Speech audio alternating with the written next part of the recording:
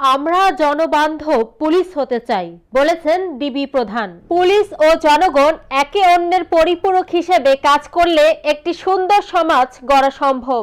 আমরা কাজের মাধ্যমে জনবান্ধব পুলিশ হতে চাই বলে মন্তব্য করেছেন ঢাকা মেট্রোপলিটন পুলিশের অতিরিক্ত পুলিশ কমিশনার গোয়েন্দা রেজাউল করিম মল্লিক। শনিবার 21 ডিসেম্বর রাজধানীর চকবাজারে স্থানীয় একটি কমিউনিটি সেন্টারে চকবাজার মডেল থানা এলাকার নাগরিকদের সমন্বয়ে আয়োজিত এক মত বিনিময় সভায় প্রধান অতিথির বক্তব্যে তিনি একথা বলেন।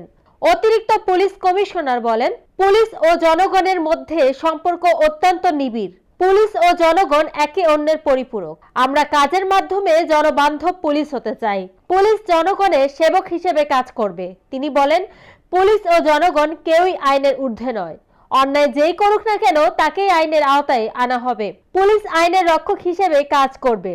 ব্যবসায়ী ও নাগরিক সমাজ যাতে নিরাপদে বসবাস করতে পারে তার জন্য কাজ করে যাবে পুলিশ। রেজাউল করিম মল্লিক বলেন, ছাত্র জনতার আত্মত্যাগের মাধ্যমে আমরা একটি নতুন বাংলাদেশ পেয়েছি। এই বাংলাদেশকে আমরা আবার নতুন করে গড়তে চাই। এই বাংলাদেশকে আপনাদের সহযোগিতায় সুখী ও সমৃদ্ধ বাংলাদেশে রূপান্তর করতে চাই।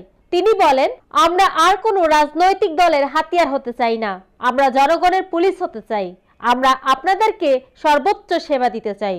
লালবাগ বিভাগের উপ পুলিশ কমিশনার মোহাম্মদ জসিমউদ্দিনের সভাপতিত্বে মত বিনিময় সভায় লালবাগ বিভাগের বিভিন্ন পদমর্যাদার পুলিশ কর্মকর্তা বৃন্দ, বিভিন্ন রাজনৈতিক, সামাজিক, পেশাজীবী, ধর্মীয় প্রতিষ্ঠানের নেতারা, শিক্ষা প্রতিষ্ঠানের প্রধানগণ এবং ছাত্র আন্দোলনের নেতারা উপস্থিত ছিলেন।